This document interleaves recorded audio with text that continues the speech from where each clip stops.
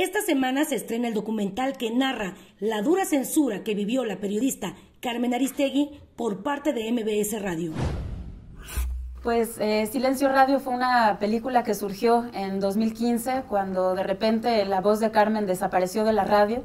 Yo era una de las radioescuchas de Carmen desde que era niña, y en ese momento estaba yo viviendo fuera de México, muy pendiente, muy preocupada por lo que estaba sucediendo aquí.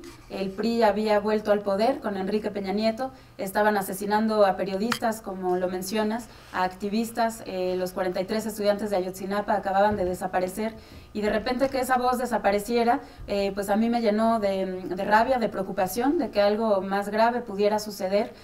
Los días pasaron y esa voz no regresó, como había sucedido en otras ocasiones en donde Carmen había sido víctima de censura, y decidí hacer algo, evitar quedarme con los brazos cruzados y convertirme en cómplice del silencio que a ella y a su equipo se les imponía.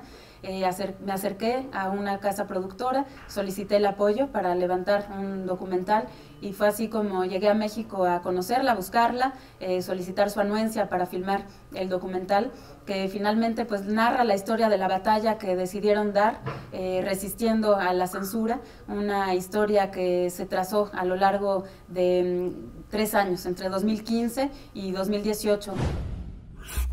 Uno de los temas principales que quedaron fuera de los 80 minutos de documental fue México Leaks, un espacio de denuncia y transparencia al servicio de la sociedad, sin fines de lucro, donde periodistas podían exponer sus investigaciones y dar seguimiento a información pública.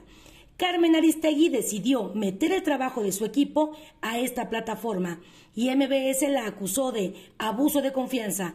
Fue el pretexto perfecto para justificar el despido. Sin embargo, era notorio que la investigación de la Casa Blanca, que involucraba a Angélica Rivera y Peña Nieto, tenía enfurecido no solo al gobierno.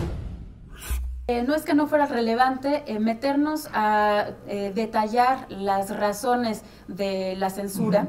Era realmente complejo, o sea, era como abrir un capítulo, una secuencia realmente compleja para un público que necesitaba las herramientas, y me refiero a un público extranjero que no conocía a detalle un montón de información para poder seguir la historia. Entonces, en ese sentido, había un reto gigante de poder llegar con un documental que interesara a un público mexicano, que no lo aburriera, que le permitiera descubrir nuevas cosas a pesar de conocer la historia de Carmen como la conocen la mayor parte de los mexicanos, de saber lo que había sucedido en el sexenio de Peña Nieto, pero también a un público que no tenía ni idea de esta realidad.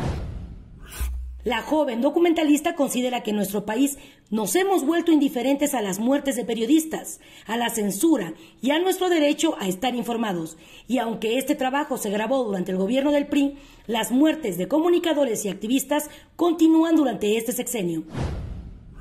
Lo que pasa es que nos acostumbramos, entonces que estamos listos para enterarnos de lo que pasa, lo sabemos. El problema es que es tan cotidiano que nos empezamos a acostumbrar, porque no es difícil vivir en el bombardeo mediático y sobre todo con el componente tan violento que tienen nuestras noticias, ¿no?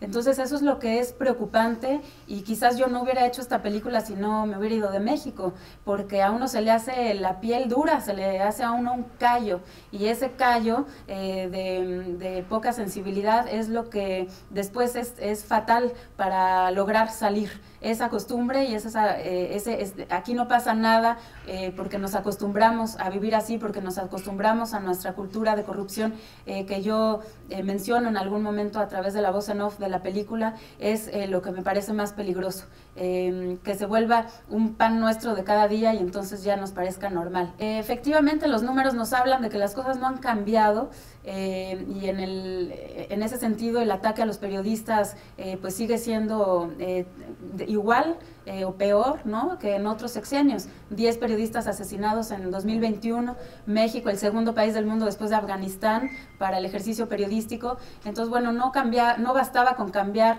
la cabeza del presidente para que todo nuestro tejido social se recomponga. pero bueno, hay los mecanismos de censura quizás han cambiado y hay otra relación con el gobierno actual que deberíamos de aprovechar de otra forma. La sociedad se está polarizando a través de los mecanismos que el propio presidente ha instalado para comunicarse con la prensa, con los medios, y entonces creo que nosotros mismos debemos de evitar esa polarización que solamente nos hunde más, ¿no? Y nos deteriora más como sociedad, y no caer en eso que nos separa. Silencio Radio se estrena solo en algunas partes del país: Ciudad de México, Estado de México, Jalisco, Puebla, Monterrey, Querétaro, Chihuahua, Guanajuato, Guerrero, Michoacán, Tlaxcala y Veracruz. Reportando para El Capitalino, Cristi Escobar.